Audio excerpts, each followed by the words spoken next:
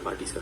तो हम लोग उसमें इस तरह करते हैं कि मान लीजिए कि अगर आप कलेक्टर हैं या डीएम है या कोई है और या डायरेक्टर है, तो हम लोग के पास सिविल सेवा में चेक्स एंड बैलेंस बहुत होता है। चेक्स एंड बैलेंस मतलब कि अगर आपके ऊपर एक दबाव पड़ रहा है, उस दबाव दबाने के लिए एक दूसरा दबाव भी आपके पास होगा हमेशा। कोई व्यक्ति आपके पास ऐसा जरूर होगा जो कि उस दबाव को खत्म कर सकता है।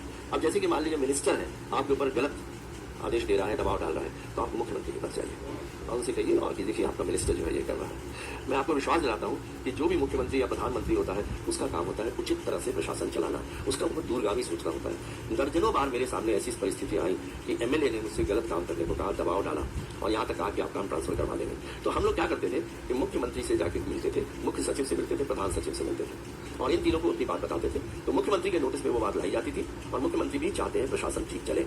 अगर हर रोज किसी एमएलए या मिनिस्टर के कहने पर अगर उन्होंने ट्रांसफर करना शुरू कर दिया या एक्शन लेना शुरू कर दिया तो प्रशासन कैसे चलेगा?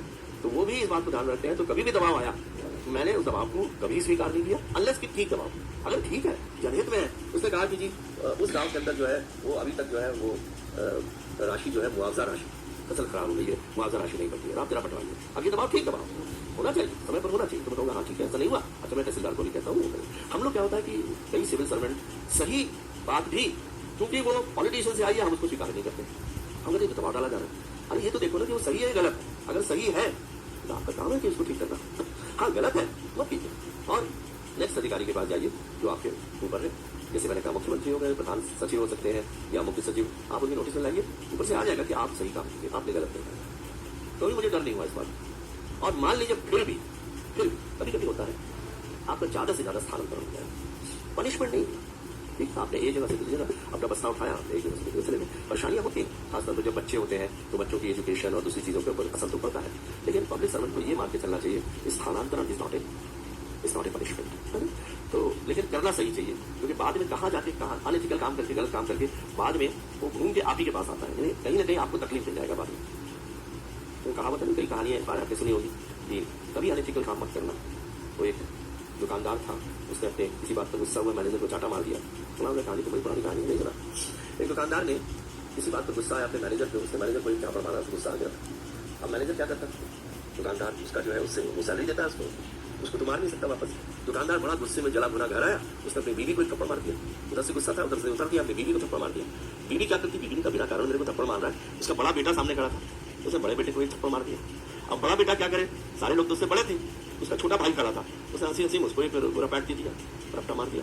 अब छोटा भाई जो है उसके ऊपर तो कोई सारे ऊपर ही थे, नीचे तो कोई था नहीं, इसको मारता। तो बाहर गया, एक कुत्ता था, उसने कुत्ते को लात मारी, तो कुत्ता जो है भागा और उसने एक आदमी के पैर में जाके काटा और ये आदमी वही था जो दुकानदार था जिसने मैनेजर को मारा था। तो अनएथिकल काम जो है हमेशा घूम के वापस आप ही के पास आ जाएगा।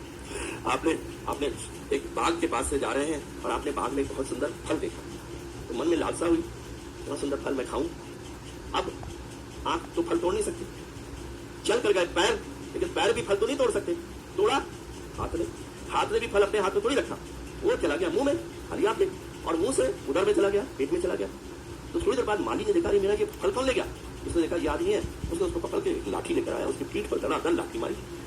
तो पीठ ने कहा रोते हुए, हाय मेरा क्या कसूर था। लेकिन जब लाठी पड़ी पीठ पर तो आंसू निकले आंख से, देखा उसी ने था। तो अल्टीमेटली जाके घूम के जो है अनएथिकल काम ऐसे आ जाता है। तो इसलिए कभी अनएथिकल काम मत करना, हमेशा सही काम करना। बहुत होगा तो सारा तो है क्या।